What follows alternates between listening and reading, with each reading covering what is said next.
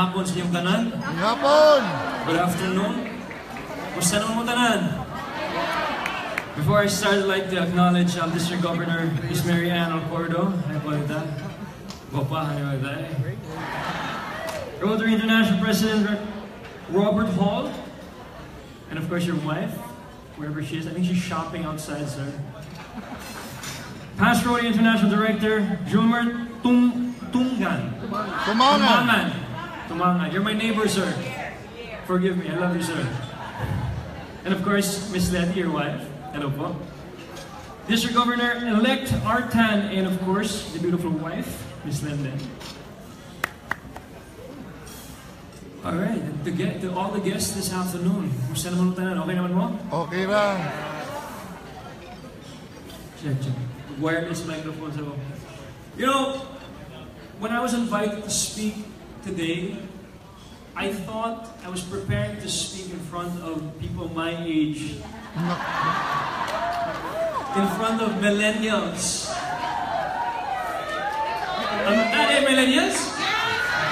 Ay, salamat. Hindi mo nung millennial, takpan mo.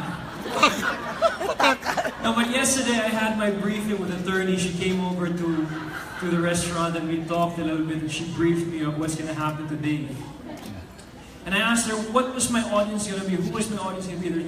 And she said, everybody's established businessmen, successful people in life, people that are extremely educated and extremely successful in whatever they do. I was like, oh my God.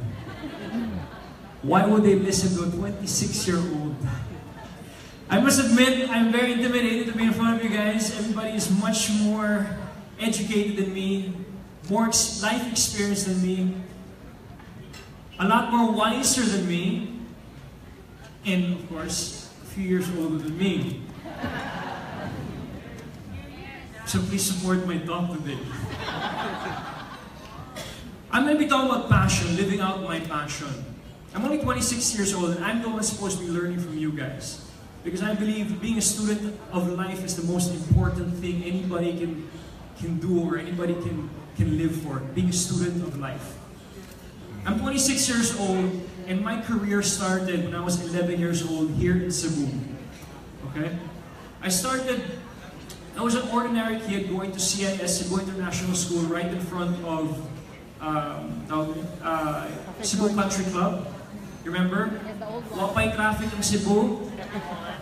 Wapay IT Park, wapay mga building dito. Waterfront, kaninanan nila rin. And Cebu International School was there. I was a normal Cebuano kid having normal Cebuano dreams. Thinking I would live my life here in Cebu. Thinking I would grow up here in Cebu. Taking over the family business here in Cebu and just loving Cebu. As years went on, when I was 11 years old, I found this sport. It was go-kart racing. There was no go-kart track in Cebu until the Garcias and my uncle Joel Retuya built a racetrack in Mabolo called Kart Zone. I went there, I was a little kid, I loved it so much that I asked my parents to buy me a go-kart. Akong lola, akong mama said, no, I'm not going to buy me a go-kart, that's dangerous. But the week after, my grandpa and my dad bought me a go-kart. So, I was in the racetrack every single day. After school, I was always in the racetrack. And that first day, when my go-kart arrived from Manila, naka-shorts na ako, nagpantalon ako, nagpalit ko, Bisaya pa mo tanan? Bisaya naman. Bisaya. Sir, Bisaya sa gano'n. So, the go-kart arrived from Manila, and I was just an 11-year-old kid wearing a white t-shirt, jeans, and rubber shoes. And I wasn't wearing any safety gear. So I was going around the track like a crazy little kid until something happened. I flipped the go-kart. I flipped 50, 60 kilometers per hour. I hit my head in the asphalt, which I bought this 5,000 peso helmet from SM. I hit it, the helmet cracked. I was full of tocino in my body. You know tocino, right? Like, bunog ba? Nabunog, dugo. Sus, ang hila ko, grabe akong hila. My grandparents arrived, they were so mad, they brought me to Cebu Doc. When I was in Cebu Doctors, I was crying, oh, I bought this, napangos akong chin, akong elbow, akong tuhod. I still have the scars to prove it. And a cracked helmet. When I was there, my dad said, "How are you, Mateo?" It's painful.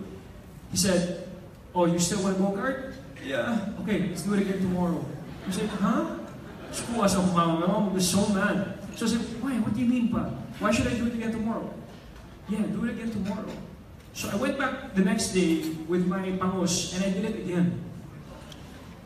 And I raced again. And what I learned from that day was, if I didn't do it the next day, I would fear the go-kart. I would fear that speed. I would fear whatever I was doing. So I did it again. And without even me knowing, the fear was gone. The fear was taken away. So what I learned from that instance, fear in life, even though I'm 26 years old, and I know you know this, but I'm just going to say it. But I know fear in life is what stops us from doing what we really want to do in life. What our goal in life is. Fear is what blocks it.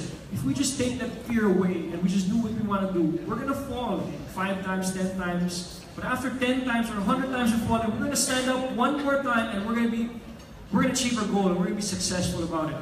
You guys agree? Yes. So after that racing, I was a kid from Cebu. A few months after, all these Manila guys, syempre mga Manila, mga taga Manila ko, mga ano, diba? Sorry, mga taga Manila din. Salamat pa. No, but in reality, when I was a kid, when Manila people would come to Cebu, we were so intimidated about them. Can I ask you to come up? Taga Manila, biro mo naman. Oh, real? And mga taga Manila naman would look at us with mga probinsya, mga ano. But this is reality, no offense to anybody. But now things has changed. No? But anyways, back to that day. So in the weekend, I was racing with all these Manila kids and all this stuff. And surprisingly, all of the Manila people were so shocked. This little Cebuano, 11-year-old kid beat all the Manila kids. So I was so inspired. I was like, oh my God, how is this happening? So they were like, oh my God, this little Cebuano kid is beating kids that are from Manila that's been training for how many years? Why is it possible? So me, I go, yeah, I'm Cebuano, Cebuano.